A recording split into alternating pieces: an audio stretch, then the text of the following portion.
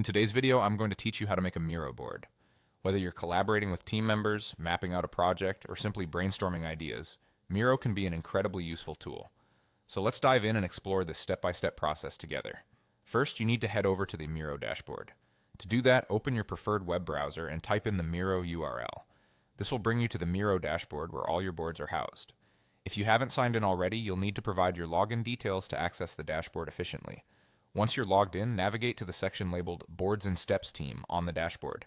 This area is your starting point where you can see any existing boards you might have created or been invited to. Next up, we're going to create a brand new board. On this dashboard, you'll find a button that says Create New.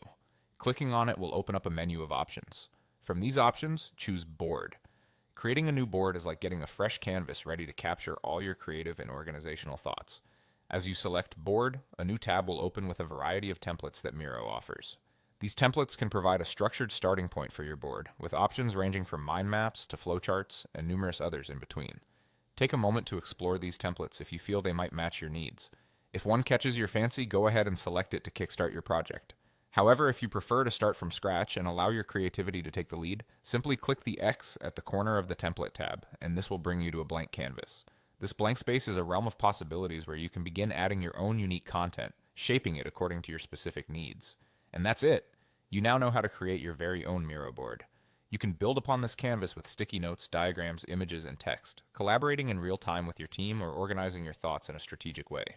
As you keep exploring, you'll discover that Miro has endless features designed to enhance your productivity and creativity. It's a dynamic tool that becomes even more powerful the more you use it. I hope you found this walkthrough helpful and feel empowered to start creating your own visual spaces in Miro. Remember, practice makes perfect, and the more you engage with Miro's features, the more efficient and impactful your boards will become. Thanks for watching, and I look forward to seeing the innovative ways you use Miro in your projects.